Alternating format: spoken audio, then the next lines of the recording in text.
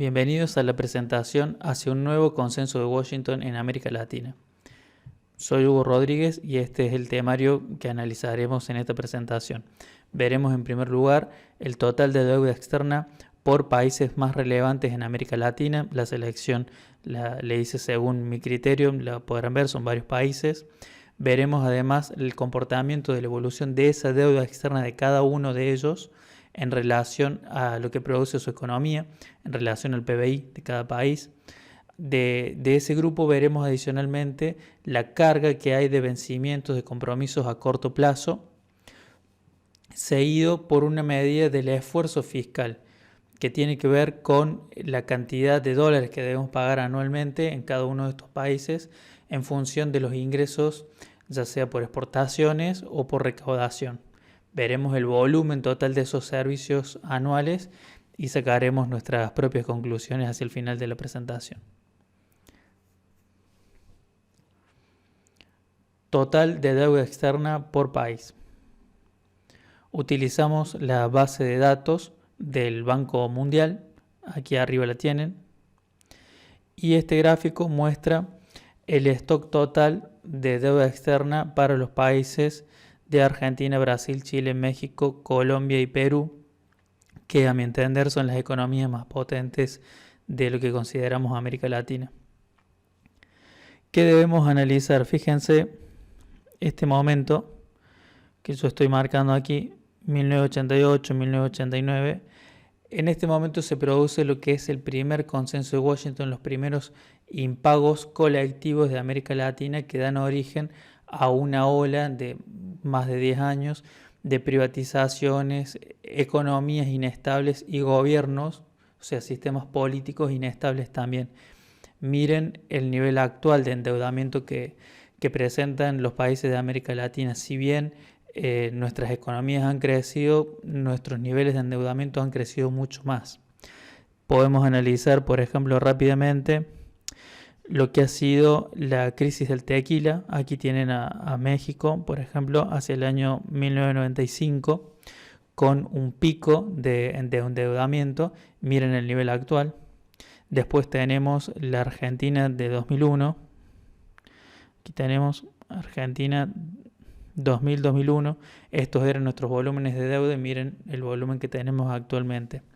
Si se fijan, aunque no figura en los medios de comunicación como un gran país deudor, tenemos a Brasil, que si bien tiene la economía más grande de América Latina y el 50% de la población, tiene además el nivel de endeudamiento mayor seguido por México, y quienes estamos al pie en todas las noticias últimamente somos nosotros los argentinos, pero estamos en tercer lugar en relación a estos países seleccionados.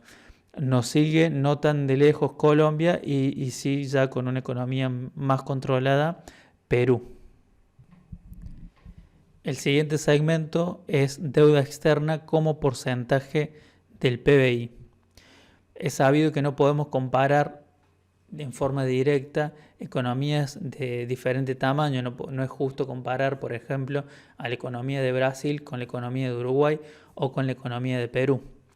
Las economías de Argentina y México sí son más comparables, pero a nivel internacional, para realizar una comparación de un indicador, como por ejemplo la deuda externa, tenemos que tomar un denominador, una variable que nos va a ajustar la relación para poder hacerlas comparables.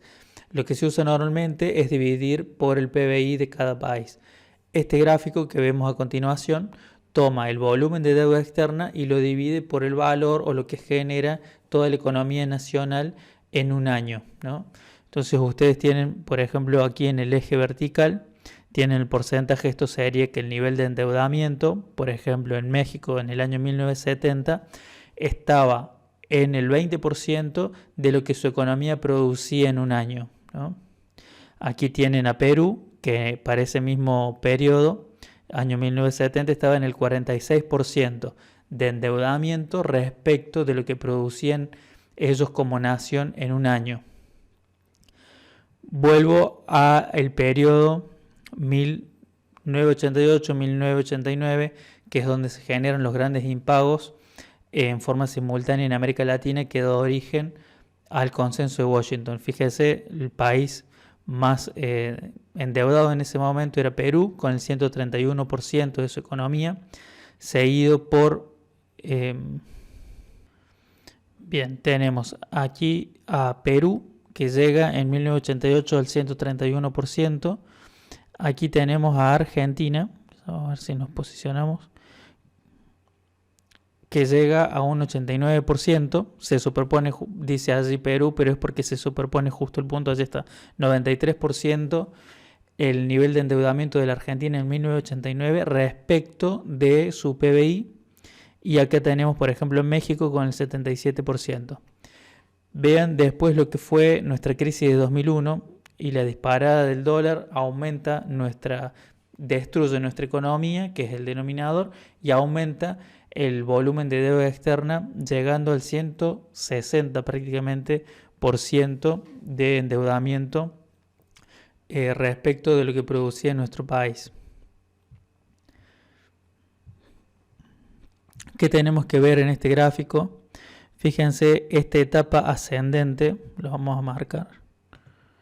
Miren esta etapa ascendente que tenemos entre el año 1980 y 1990, que se produce en todos los países en esta franja. Aquí es donde se produce el consenso de Washington. Y miren esta tendencia que tenemos actualmente, ¿no? Y tenemos adicionalmente el riesgo de impago o de default de la Argentina ahora en el 2020. Por lo tanto, esto es lo que analizan en los grandes bancos y grandes fondos de inversión en Nueva York y en otras partes del mundo, por supuesto. Y por eso ellos juegan a renegociar también con la Argentina para que no entre Argentina en una cesación de pagos, porque se llevaría consigo a toda la región. Lo que es negativo, si se quiere, para las dos partes, para nosotros, porque ellos empiezan a tener una mayor injerencia aún para manipular nuestra economía, pero para ellos también es negativo porque cobran de una manera más lenta. Los datos que veremos a continuación sostienen que es muy probable que América Latina entre en bloque en una cesación de pagos. En este segmento veremos el volumen de vencimientos de corto plazo de la deuda externa.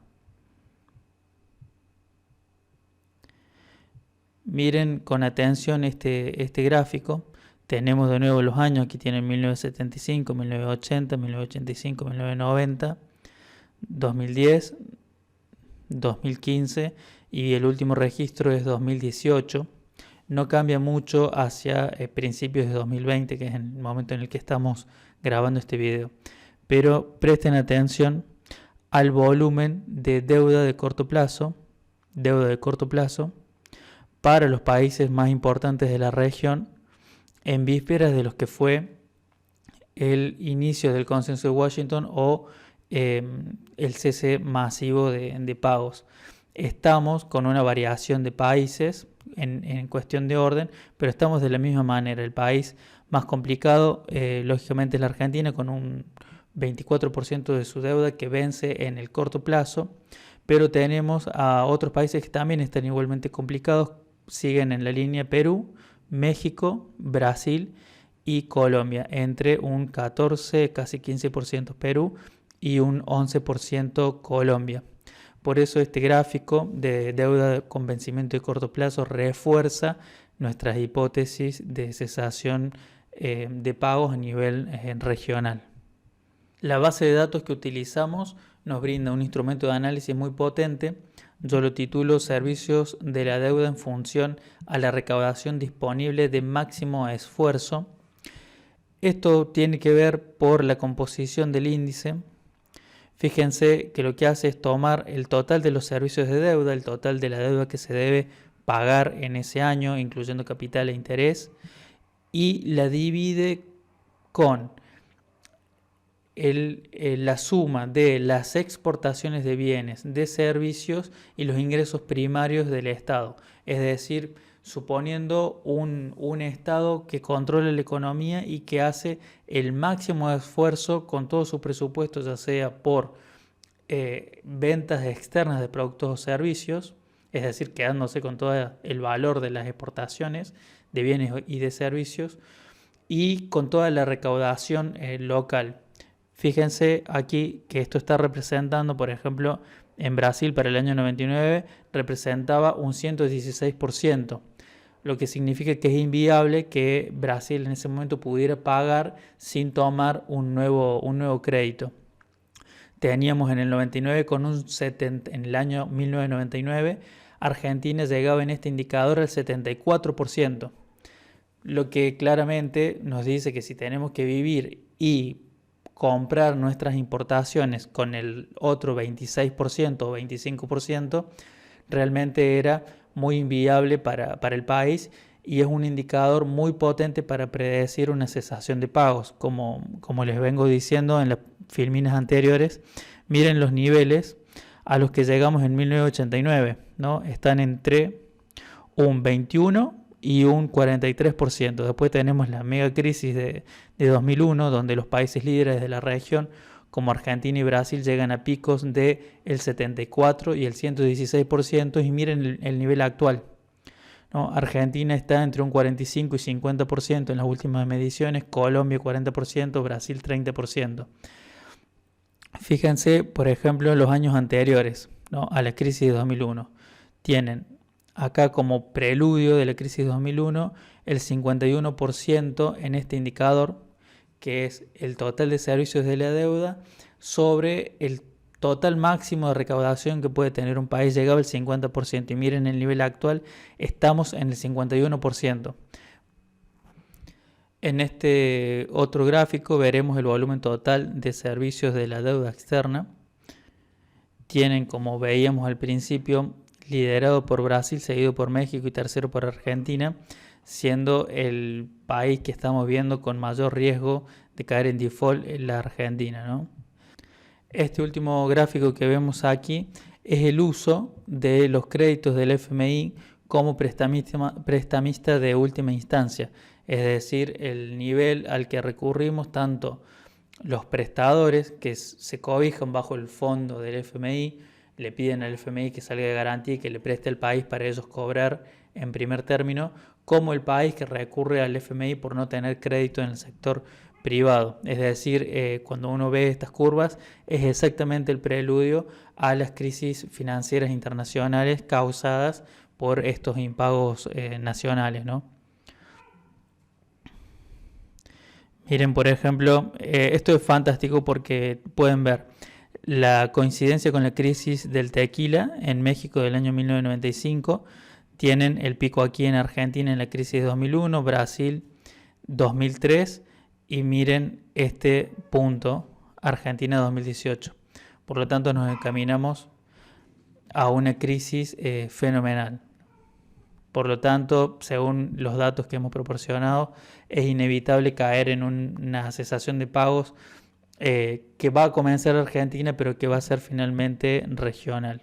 Este es el volumen actualizado de la deuda externa argentina hasta principios de 2020, ¿no? A modo de conclusión, podemos decir que América Latina, con Argentina en primera instancia, se encamina a una cesación de pagos de deuda externa en bloque, recreando las condiciones originales del consenso de Washington que generaron hiperinflación, desempleo y privatizaciones. Esto no va a frenar allí, sino que tiene unos correlatos no solo en la inestabilidad económica del país, sino en ceder gran parte de la política económica a los organismos internacionales y en volver asimismo inestable el sistema político como tuvimos en el sector de la presidencia hacia 2001 o en la entrega del poder anticipada entre Alfonsín y Menem, por ejemplo. Espero que les haya resultado una presentación de interés. Recuerden suscribirse al canal. En los próximos videos les explicaré cómo funciona el consenso de Washington, cómo funcionó durante la década de los 90, cuáles son todos los organismos internacionales que se activan y qué función cumple cada uno de ellos. En otro video próximo también, por eso sugiero que se suscriban, analizaremos el volumen de interdependencia económicas en términos de deuda de las principales potencias del mundo, Estados Unidos y China, como lo hicimos oportunamente en el sector militar. Muchas gracias.